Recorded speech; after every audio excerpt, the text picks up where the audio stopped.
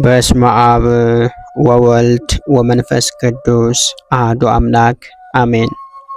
በመጀመሪያም በክርስቶስ ክርስቲያን፣ በወልድ ውሉድ፣ በመንፈስ ቅዱስ መንፈሳውያን የተሰኛችሁ የክርስቶስ ቤተሰቦች የእናታችን የእመቤታችን የቅድስት ድንግል ማርያም የአስራት ያደራ ልጆች እስከ ሞት ድረስ በወደደንና ባፈቀረን በጌታችንና በአምላካችን በመድኃኒታችን በኢየሱስ ክርስቶስ ፍጹም የሰላምታ ቃል ሰላም እላችኋለሁ። እንደምን ሰነበታችሁ?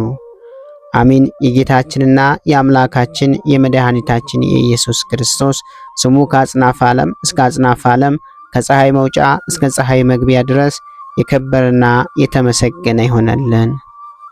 እንዲሁም አትለየውምና እናቱ እናታችን እመቤታችን ቅድስት ድንግል ማርያም ስሟ የከበረና የተመሰገነ ይሆነልን። ቅዱሳን መላእክት፣ ቅዱሳን ጻድቃን፣ ቅዱሳን ሰማዕታት እግዚአብሔር ያከበራቸው ሁሉ እንደየክብራቸውና እንደየሞገሳቸው የተመሰገኑና የተከበሩ ይሆነልን። እንዲሁም የተወደዳችሁና የተከበራችሁ የሰንበት ሚዲያ የዩቲዩብ ቻናል ተከታታዮች ሁላችሁም በያላችሁበት የዓለም ክፍል የእግዚአብሔር አምላክ ሰላምና ፍቅር ከእናንተ ጋር ይሁን።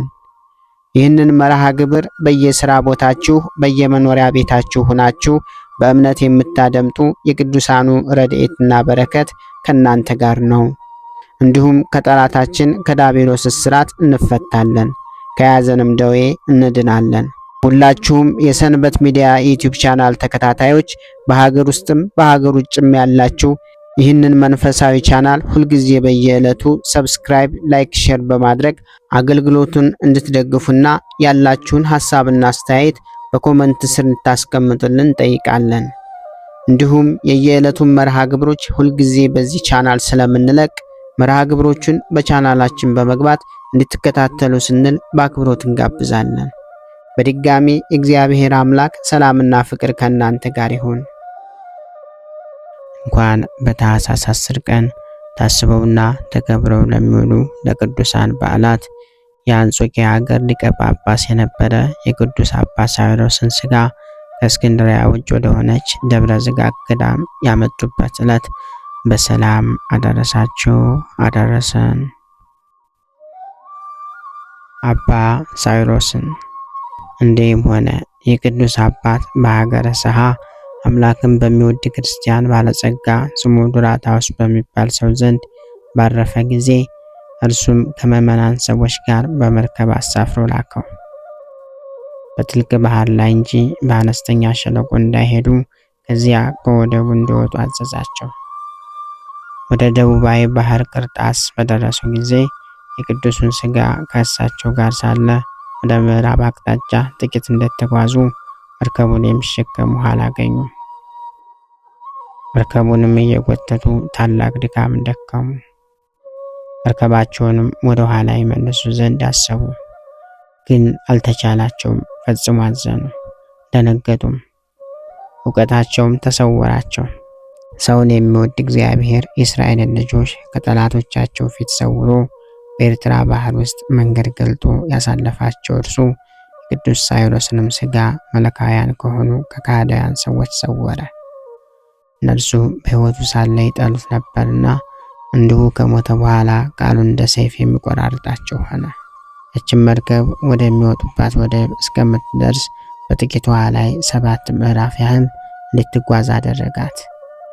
ከዚህም ተሸክመው ወደ ደብረ ዝጋግ ገዳም አድርሰው ያባለጸጋ ዱራታውስ በሰራት ቦታ ውስጥ አኖሩት። በግብፅ አገርም ታላቅ ደስታ ሆነ። ይልቁንም በእስክንድር ከተማ እግዚአብሔርም ታላላቅ የሆኑ ድንቆችን ታምራቶችን ገለጠ። በሕይወቱ ሳለ ከጥርሶቹ የወደቀች አንዲት ነበረች። የደብረ ዝጋግ ገዳም አንድ መነኩሴ አንስቶ በሐር ጨርቅ ጠቅልሎ አኖራት። እሷም ለታመመ ሕዝቦች የምትፈውስ ሆነች። እነርሱም ወደ እስክንድርያ ሀገር ያመጧትና በበሽተኞች ላይ ያኖሯታል። እነርሱም ይድናሉ። እግዚአብሔርም ቅዱስ ሳዊሮስን በሕይወቱ ካለበት ጊዜ ይልቅ ከሞተ በኋላ እጅግ ከፍ ከፍ አደረገው። እግዚአብሔር ምስጋና ይሁን። እኛንም በዚህ አባት ጸሎት ይማረን፣ በረከቱም ከኛ ጋር ትኖር ለዘላለሙ አሜን። በዚች ቀን ቅዱስ አባት የእስክንድርያ ሊቀ ጳጳሳት ተውፍኔዎስ አረፈ። እርሱም ለአባቶች ሊቃነ ጳጳሳት 60ኛ ነው። በማርቆስ ወንጌላዊ መንበር 9 ዓመት ከ7 ወር ከኖረ በኋላ በካህዲያን እጅ ሞተ። እግዚአብሔር ምስጋና ይሁን፣ ያንም በጸሎቱ ይማረን ለዘላለሙ አሜን። በዚህ ዕለት ታስቦና ተከብሮ የሚውለው ሌላው ቅዱስ አባታችን አባ ኒቆላዎስ ነው። በዚች ዕለት የከበረ አባት ጻድቅ ኤጲስቆጶስ የስሙ ትርጓሜ የሕዝብ አሸናፊ የሆነ አባ ኒቆላዎስ አረፈ። ይህም ጻድቅ ሰው ሜራ ከሚባል ሀገር ነው። የአባቱ ስም ኤጲፋኒዎስ የእናቱ ዮና ነው። እሊህም በሀገረ ሜራ እጅግ ባለጸጎች ናቸው።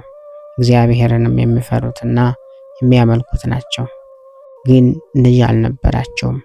ሀብታቸውን የሚወርስ የተባረከ ልጅን ሰጥቷቸው በእርሱ ደስ ይላቸው ዘንድ እያዘኑ ወደ እግዚአብሔር ሲጸልዩና ሲማለዱ ኖሩ። የመውለጃቸው ጊዜ እንዳለፈ ባወቁ ጊዜ ስለ ልጅ መለመንን ተዉ። ስራው ልዩ ድንቅ የሆነ እግዚአብሔር በበረከትና በቅድስና ፍጹም ያደረገውን ይህንን ቅዱስ ኒቆላዎስን ሰጣቸው። በእርሱ ዘንድ የጽድቅን ስራ ገለጠ። እርሱም በተወለደ ጊዜ ተነስቶ በሰዎች መካከል 2 ሰዓት ያህል ቆመ። በዚህም ለጽድቅ ስራ የሚነሳ መሆኑን ያመለክታል። የእናቱንም ጡት በሚጠባ ጊዜ ከቀኝ ጡት በቀር አይጠባም። በዚህም በሕይወቱ ዘመን ሁሉ ከመንፈሳዊ የውሃ ምንጭ በቀር እንደማይጠጣ ይገልጣል። ይኸውም የእግዚአብሔር ቃል መንፈሳዊ ትምህርት ነው። በሕፃንነቱም የሐዋርያትን ሥርዓት ፈጸመ። በረቡዕና በዓርብ ቀን ያለ 9 ሰዓት የእናቱን ጡት አይጠባምና። ታናሽ ብላቴናም በሆነ ጊዜ ወላጆቹ ለመምህር ሰጡት። በጥቂት ቀኖች የቤተ ክርስቲያንን ትምህርት ተምሮ ድቁና ተሾመ። መንፈሳዊ ሥራንም በየቀኑ የሚጨምር ሆነ። የአባቱ ወንድምም ልጅ አበምኔት በሆነበት በአንድ ገዳም መነኮሰ። በሰው ማንም እንደርሱ ሊሰራ የማይችለውን ጽኑ ገድል ተጋደለ። ከዚህ በኋላ ዕድሜው 19 ዓመት ሲሆነው ቅስናን ተሾመ። እግዚአብሔርም ታላቅ ጸጋን፣ ድንቆች ተአምራትን ማድረግና በሽተኞችን የመፈወስ ሀብትን ሰጠው። በሕይወቱም ሳለ ከሞተም በኋላ በየጊዜው በመጨመር የሰራቸው ተአምራቱ ግን ቁጥር የላቸውም። በሕይወቱ ሳለ ከሰራው ትሩፋት ጥቂት እንናገራለን። ይህም እንዲህ ነው። አንድ ባለጸጋ በሀገሩ ነበር። ከጥቂት ጊዜም በኋላ የዕለት ራት እስከሚያጣ እጅግ ድሃ ሆነ። 4 ሴቶች ልጆችም ነበሩት። ስለ ድህነቱም የሚያገባለት አላገኘም። የአመንዝራ ቤትም ሰርቶ ልጆቹን በዚያ ኑሮ እያመነዘሩ የዝሙት ዋጋ በማግኘት ኖሩ ዘንድ ይህን የረከሰ ሐሳብ ሰይጣን አሳሰበው። እግዚአብሔርም ይህ ሰው ያሰበውን ለቅዱስ አባ ኒቆላዎስ ገለጠለት። በዚያም ጊዜ ተነስቶ ከአባቱ ገንዘብ 100 የወርቅ ዲናር ይዞ ሌሊቱ ሳይነጋ ወደዛ ሰው ቤት ሄደ። በበሩ ወደ ውስጥ አስገብቶ አኖረለት። ሰውየውን በነቃ ጊዜ ያን ወርቅ አገኘ። እጅግም ደስ አለው። ታላቂቱንም ልጁን አጋባት። እንዲሁም 2ኛ ጊዜ 3ኛ ጊዜ 100 የወርቅ ዲናር እንዲሁ አኖረለትና ሁሉንም ልጆቹን አጋባቸው። በፍጻሜውም ይህንን ገንዘብ የሚጥልለት ማን እንደሆነ ያውቅ ዘንድ ነቅቶ የሚጠብቀው ሆነ። ከዚህም በኋላ ሲያኖርለት ቅዱስ አባ ኒቆላዎስን አገኘው። ሰገደለትም። ከገንዘብ ችግርና በኃጢአት ከመውደቅ አድነኸኛልና ዋጋ በመንግሥተ ሰማያት ፍጹም ነው አለው። ከዚህም በኋላ ከሰዎች ላይና ሰዎችን ለማሳት ከሚያድሩባቸው ዛፎች ውስጥ ሰይጣናትን አባረራቸው፣ በሽተኞችንም አዳናቸው። ዳግመኛም በጥቂት እንጀራ ላይ ባርኮ ብዙ ሕዝቦችን ከዚያ እንጀራ ጠገበ። እጅግም ብዙ የሆነ ትራፊንም አነሱ። ኤጲስቆጶስነትንም ከመሾሙ በፊት ታላቅ ዙፋንና የከበረ የክህነትን ልብስ በእርሱ ዘንድ ተቀምጦ ብርሃንን የለበሰ ሰውም ይህንን የክህነት ልብስ ልበስ፣ በዙፋኑም ላይ ተቀመጥ የሚለውን ራእይ አየ። ሁለተኛም በሌላ ቀን ለክብር ባለቤት እናቱ የሆነች እመቤታችን ቅድስት ድንግል ማርያም የክህነትን ልብስን ስትሰጠው ክብር ይግባውና ጌታችን መድኃኒታችን ኢየሱስ ክርስቶስም ወንጌልን ሲሰጠው አየ። የሀገረ ሜራ ኤጲስቆጶስም ባረፈ ጊዜ ለሮሜ ሊቀ ጳጳሳት መልአክ በራእይ ተገልጾ ስለ አባ ኒቆላዎስ ነገረው። ስሙንና የመልኩንም አምሳያ አስረዳው። በነጋም ጊዜ ያየውን ለኤጲስቆጶሳቱ ነገራቸው። እነርሱም በሰሙ ጊዜ ራእዩ እውነት እንደሆነ ሁሉም አመኑ። ቅዱስ ኒቆላስንም ወስደው በሀገረ ሜራ ላይ ኤጲስቆጶስነት ሾሙት። ዲዮቅልጥያኖስም ሲነግስ ክዶ ጣዖታትን ባመለከ ጊዜ ሰዎቹ ሁሉ ጣዖታትን እንዳመልኩ አዘዛቸው። የአባ ኒቆላዎስ ግን ሕዝቡን የሚያስተምራቸውና በቀናች ሃይማኖት የሚያጸናቸው ሆነ። ቅዱስ አባ ኒቆላዎስንም ዜና በሰማ ጊዜ ዲዮቅልጥያኖስ ይዞ ለብዙ ዓመታት ታላቅ ስቃይን አሰቃየው። ክብር ይግባውና ጌታችን መድኃኒታችን ኢየሱስ ክርስቶስም በትዕግስት አጸናው፣ ያለ ጉዳትም በጤና አስነሳው። ዲዮቅልጥያኖስም ከማሰቃየቱ የተነሳ በሰለቸ ጊዜ ከወህኒ ቤት ጨመረው። እግዚአብሔርም ዲዮቅልጥያኖስን አጥፍቶ ጻድቅ ቆስጠንጢኖስን እስካነገሰው ድረስ በዚያ ኖረ። ከዚህ በኋላ ክርስቶስን በማመን የታሰሩትን ሁሉንም አወጧቸው። ከእርሳቸው ጋርም ቅዱስ ኒቆላዎስ ወጥቶ ወደ መንበረ ጵጵስናው ተመለሰ። ሕዝቡንም ሁሉ የቀናች ሃይማኖትን እያስተማራቸው ኖረ። ሃይማኖታቸው የቀና የ318 ኤጲስቆጶሳት የአንድነት ስብሰባ በሆነ ጊዜ ይህ አባት ከእርሳቸው አንዱ ነው። ከእርሳቸውም ጋር ሆኖ አርዮስን አሳደደው፣ የቤተ ክርስቲያንም ስርዓት ሰራ። ከዚህም በኋላ ያማረ ተጋድሎን በፈጸመ ጊዜ እግዚአብሔርን አገልግሎ በመንበረ ጵጵስናው ከ40 ዓመት የሚበዛ ከኖረ በኋላ በሰላም አረፈ። እግዚአብሔር ምስጋና ይሁን። እኛንም በዚህ ቅዱስ አባት ጸሎት ይማረን፣ በረከቱም ትደርብን ለዘላለሙ አሜን። በዚህ ዕለት ታስቦና ተከብሮ የሚውል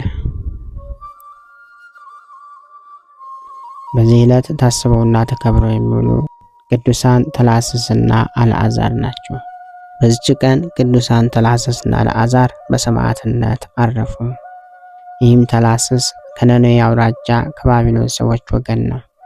የፋርስ ንጉሥ ሳቦርም ይዞት ለእሳት ስገድ ለአማልክትም ሰዋ አለው። ቅዱስ ተላስስም እኔ ለፈጣሪ እግዚአብሔር ሰግዳለሁ፣ ለእርሱም እሰዋለሁ እንጂ ለጣዖት አልሰዋም አለው። ያስፈራውም ዘንድ የቅጣት መሳሪያዎችን አስመጣ። እርሱ ግን አልፈራም። 100 ግርፋትንም ለረጅም ጊዜ እንዲገርፉ ታዘዘ። ከዚህም በኋላ ተላስስ ሆይ ከዚህ ስቃይ እንድታርፍ ለአማልክት ሰዋ አለው። እርሱም ፈጣሪ ስለሚጠብቀኝ ለእኔ ስቃይ አልታወቀኝም አለው። በዚያም ጊዜ 200 ጊዜ ገረፉት። በዓይኖቹም ውስጥ የብረት ችንካሮችንም ተከሉ። መናገርም እስከሚሳነው በነሐስ መክደኛ ሸፍነው ደበደቡት። ራሱንም በሰይፍ ቆረጡት። ከዚህም በኋላ አልዓዛርን አቀረቡት። ንጉሥ ሳቦርም ለአማልክት ሰዋ አሉት። ለረከሱ አማልክቶችን መሰዋትን እምቢ ባለ ጊዜ ወዲያውኑ ወደ እሳት ወርውሮ ያማረ ምስክርነቱን ፈጸመ። እግዚአብሔር ምስጋና ይሁን። እኛንም በሰማዕታቱ ጸሎት ይማረን፣ በረከታቸውም ከኛ ጋር ትኖር ለዘላለሙ አሜን። በዚህ ዕለት ታስባና ተከብራ የምትውል ቅድስት እናታችን ቅድስት ሱርስት ናት። በዚህችም ዕለት ከቁስጥንጥንያ ሀገር ለከበሩ ሰዎች ልጅ የሆነች ቅድስት ሱርስት አረፈች።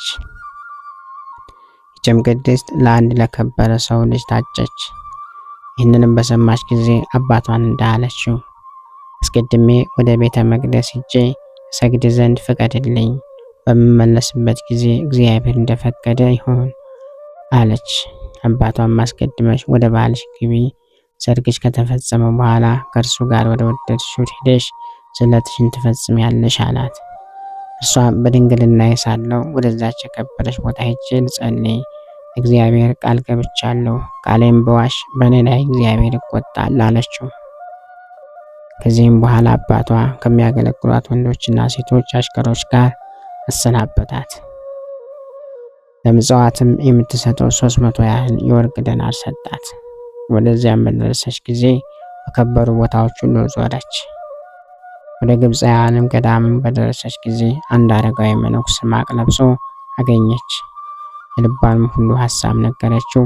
እሱም የእግዚአብሔር ፍቃድ ይሁን አላት።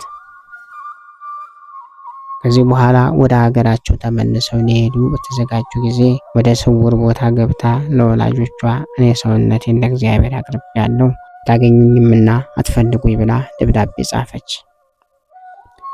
ደብዳቤውንም በልብሷ አስራ ከዕቃዋ ውስጥ አኖረች።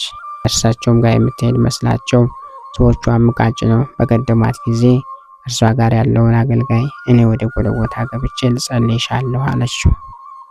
እርሱም እነሆ ሰዎቻችን ቀድመውናል፣ ብቻሽን እንዴት ትሄጃለሽ አላት። እርሷም አንተ ምን አግዶህ ብቻዬን ሄጄ እመለሳለሁ አለችው። እዚያም በኋላ ሴት አገልጋዩን ይዛ ወደ ጎልጎታ ገባችና አገልጋዩን ከኔ ራቅ በይ አለቻት። በዚያም ጊዜ ተሰወረቻት።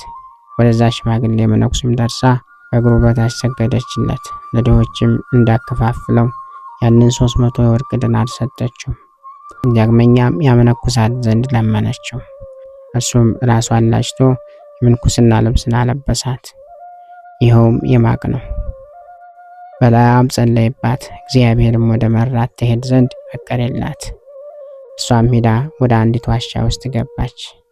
እርሷ የ12 ዓመት ብላቴና ስትሆን የሰው ፊት ሳታይ በዚያ ዋሻ ውስጥ 27 ዓመታት ኖረች። ካራ ከሚባል ሀገር በገድል ስራ የሚኖር ሲላስ የሚባል መነኩስ ነበረ። ለእርሱም መጻተኛ ቀዳማዊ በቀልሞን ዋሻ ውስጥ የሚኖር ወዳጅ አለው። በየጊዜው ጥቂት ምግብ በመያዝ በመጎብኘት እርሱ በረከትን ይቀበላል። እንደ ልማዱ ሄዶ ፈለገው፣ ግን አላገኘውም።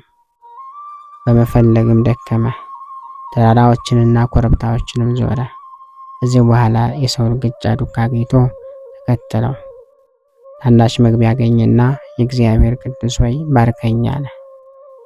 የሚመልስለትን ባጣ ጊዜ ወደ ውስጥ ገባ። በስውር የተቀመጠ መነኩሴ ያገኝና ሰገደ። እንዲጸልይለትም ለመነ። አንተ ካህን ነህና ለእኔ ልትጸልይ ለአንተ ይገባል አለው። ሲላስም ሰምቶ ምስጢርን እንደታወቀ ብሎ ደነገጠ። ከዚህም በኋላ በአንድነት ጸለዩና ተቀመጡ። ሲላስም ሴት ናት ይሆን ወይም ጃንደረባ እንጃ ብሎ በልቡ አሰበ። እርሷም ስራዋን ሁሉ ገለጠችለት። ምግብንም አቀረበላት፣ ግን አልበላችም። ወዲያውኑ አረፈች። በዚያችም ዋሻ ውስጥ ቀበራት። ገድሏንም ጻፈ። ለእግዚአብሔር ምስጋና ይሁን። እኛንም በዚህ ቅድስት ጸሎት ይማረን፣ በረከቷም ከኛ ጋር ይኑር ለዘላለሙ አሜን። በዚህ ዕለት ታስቦና ተከብሮ የሚውለው ሌላው ቅዱስ አባታችን አባ ጥዋሽ ነው። በዚችም ቀን ዳግመኛ ከታናሽነቱ ጀምሮ ጃንደረባ የሆነ አባ ጥዋሽ አረፈ። እርሱም በአንድ ገዳም ውስጥ መንኩሶ እየተጋደለ ብዙ ዘመናት ኖረ። በአንዲት ዕለትም ወደ እስክንድሪያ ሲጓዝ በጎዳናው የምታለቅስ ሴት አገኘ። በጠየቃትም ጊዜ እኔ አይሁዳዊት ነኝ፣ ክርስቲያን ሆን ዘንድ እሻ ነበር አለችው። እርሱም ነፍሱን ሊጠቅማት ሽቶ ቢተዋት በእግዚአብሔር ዘንድ በደል እንዳይሆንበት እርሱ ጋር ወስዶ የክርስትና ጥምቀትን አጠመቃት። እርሷም ጋር በየገበያውና በየቦታው ሁሉ በመዞር የመጸወት ጀመር። የእስክንድርያ መነኩሳት ተሰነካከሉበት፣ ሚስቱ እንደሆነች አስበዋልና ወደ ሊቀ ጳጳሳቱ አባ ዮሐንስ መሐሪ ዘንድ ይዘው አቀረቡትና እቺ ሴት ከዚህ መነኩሴ ጋር መነኩሳትን እነሆ አሳፈሩ አሉት። እርሱም አለያይተው እንዳስሯቸው አዘዘ። እዚያችም ሌሊት አባ ዮሐንስ በሕልሙ ያ መነኩሴ የቆሰለ ጀርባውን እያሳየው ያለ በደሌ ለምን አቆሰልከኝ ሲለው አየ። አባ ዮሐንስም በነቃ ጊዜ ያንን መነኩሴ ያመጡት ዘንድ አዘዘ። የቆሰለ ጀርባውንም ላይ ልብሱንም ሲይዝ ከላዩ ልብስ ወደቀ። ጃንደረባም ሆኖ አገኙት። አባ ዮሐንስም አለቀሰ። ያመጡትንና የደበደቡትን ከማዕረጋቸው ሽሮ 3 ዓመት ያህል ቅዱስ ቁርባንን ከመቀበል ከለከላቸው።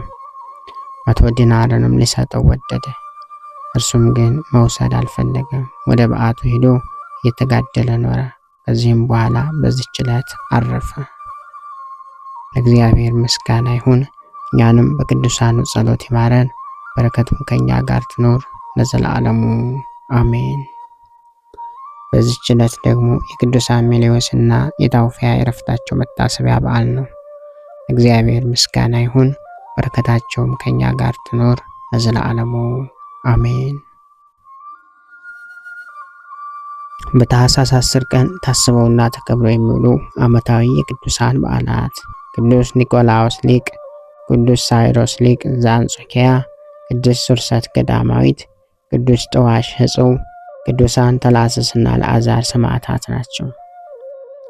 ወርሃዊ በዓላት ደግሞ ቅዱስ ናትናኤል ሐዋርያ፣ ቅዱስ ኒቆላዎስ ዘሀገረ ሚራ፣ አቡነ መልክዓ ክርስቶስ፣ ቅዱስ ያዕቆብ ሐዋርያ ወልደ እልፌዎስ፣ ቅድስት እሌኒ ንግሥት፣ ታላቁ ቅዱስ ቆስጠንጢኖስ፣ ቅዱስ ዕፀ መስቀል ናቸው። ለቅዱሳን አንድ ጊዜ ፈጽሞ ስለተሰጠ ሃይማኖት እንድትጋደሉ እየመከርኳችሁ ጽፍላችሁ ዘንድ ግድ ሆነብኝ። በይሁዳ ምዕራፍ 1 ከቁጥር 3። ጌታ ሆይ ከብልጽግናቸው ብዛት የተነሳ ብዙ መባን ካገቡት ይልቅ የድሃይቱን አነስተኛ መባ እንደተቀበልክ ለሁል ጊዜ የሚያገለግሉን አእላፍ መላእክት እያሳሰብኩ በችግሬ ጊዜ የማቀርብልህን ምስጋና ተቀበል። እናንተም ቅዱሳን ነቢያት፣ የወንጌል ሰባኪያን ሐዋርያት፣ ሰማዕታትና ጻድቃን፣ ትጉሃን መላእክት፣ ፍጹማን ደናግል እንዲሁም ደጋጎች መነኩሳት ሆይ ልጅ አዋቂ ሳይለይ የምንሰበሰብበትን የጉባኤ ቦታ ባርኩ። ይህንን መጽሐፍ አዘጋጅቶ ብራና ዳምጦ የጻፈውና ያጻፈውን ከግዕዝ ወደ አማርኛ የተረጎመውን ቃለ ንባቡን በእርጋታ መንፈስና በተመስጦ ሕሊና ያዳመጠ በደለኛን ሁሉ የምታስምር የጌታ እናቱ በማርያም ጸሎት ኢየሱስ ክርስቶስ ሆይ በአንድነት ይማረን። ኢየሱስ ክርስቶስ ሆይ በአንድነት ይማረን። ኢየሱስ ክርስቶስ ሆይ በአንድነት ይማረን። ልብህን በእርጋታ ኑረው። የሁሉም መጨረሻና የሁሉም አገልጋይ ለመሆን በጣም ትጋ። ለከንቱ ንግግር ዘገምተኛና ሰነፉን ነገር ግን የቅዱሳት መጽሐፍት ቃል በማወቅ በመስማት ድህነትን የሚሰጡ ናቸውና ብልህ ሁን። ታላቁ ባስልዮስ ዘቂሳርያ። ክብር ምስጋና ይሁን አንድ አምላክ ለሚሆን ለአብ ለወልድ ለመንፈስ ቅዱስ ስም እስከ ዘላለሙ አሜን። ወስብሐት ለእግዚአብሔር ወለወላዲቱ ድንግል ወለመስቀሉ ክቡር። ይቆየን።